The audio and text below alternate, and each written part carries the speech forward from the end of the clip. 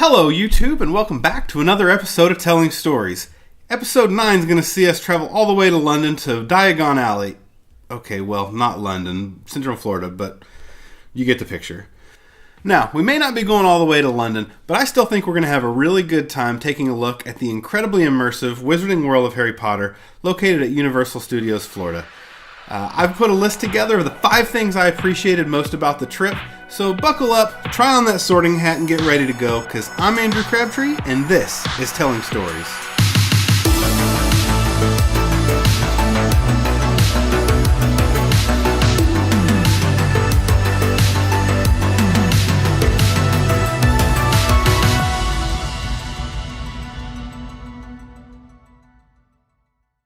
And welcome back. Thanks for sticking through that intro. I'm Andrew Crabtree, and I recently went on vacation to Universal Studios Florida. Had an amazing time, but absolutely the highlight of the trip for this Potterhead was the Wizarding World of Harry Potter. And today we're specifically going to be looking at my time in Diagon Alley, which is in the Universal Studios section of the park, not the Islands of Adventure section. So I put together a 5-point list of everything that I enjoyed most. It was everything that I possibly could expect it to be, just incredibly immersive and interactive, and just beautifully done. It looks so much like what you expect when you're watching the movies or reading the books. So with that said, we're going to start with point number 5 on my 5 points of appreciation, which would be the merch. Now, as you can clearly tell by looking at the shelves around me, I'm a person that loves a good keepsake, and the Wizarding World of Harry Potter is an amazing place to pick up a souvenir.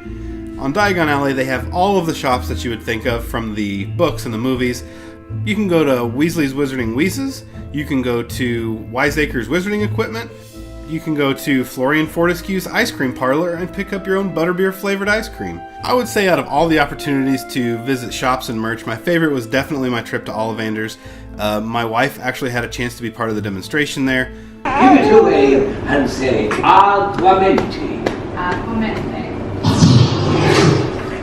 But that shop is just amazingly cool. There's hundreds of wands stacked just like they look in the movie. Very cool in product, very high quality. Alright, working back from number 5 to number 4, my 4th favorite element of the Wizarding World of Harry Potter was the Butterbeer. Now, if you've ever read the books or seen the movies, Butterbeer plays an ongoing role throughout the series, and it is featured prominently in the Wizarding World of Harry Potter. It is incredible. If I had to describe it, I would say it's a very cream soda, butterscotch kind of meld. It's cold with this really tasty foam on top. I can't explain to you how good it is. They also have Butterbeer flavored fudge at the sweet shop, and they also have Butterbeer flavored ice cream at Florian Fortescue's. But hands down, my favorite food beverage experience was the Butterbeer. Alright, so my 3rd favorite element of the Diagon Alley side of the park was the Escape from Gringotts ride. This ride is incredibly high-tech, incredibly fast-paced. It's kind of like a roller coaster meets virtual reality, but it's incredibly fun, thrilling.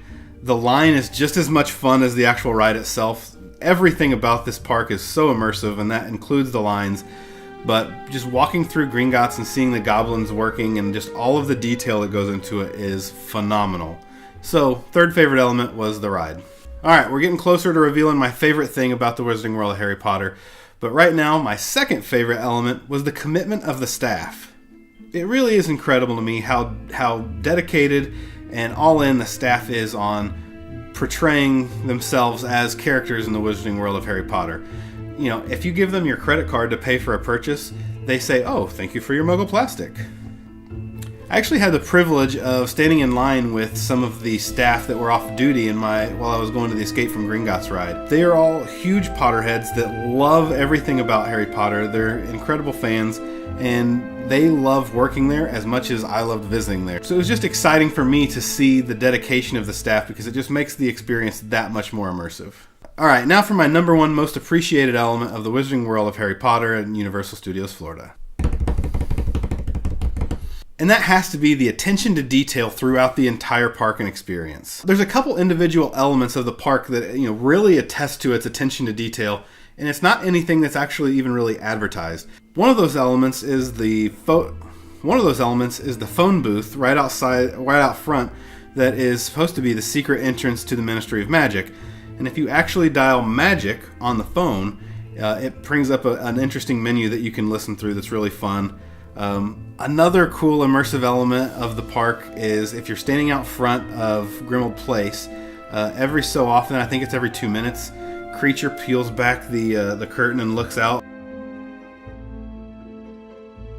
There's just little details all throughout the park that just make it incredible.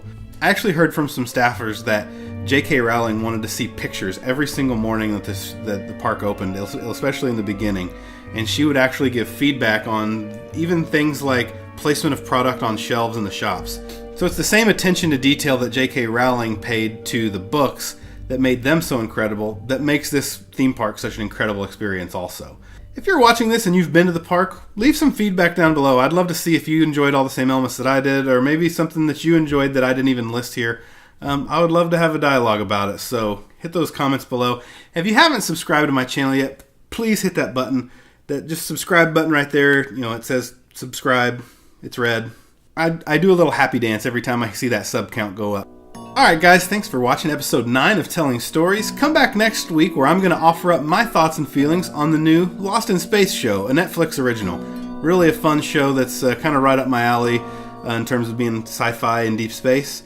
So, be sure to come back next week and check that out. I'm Andrew Crabtree, and this has been Telling Stories.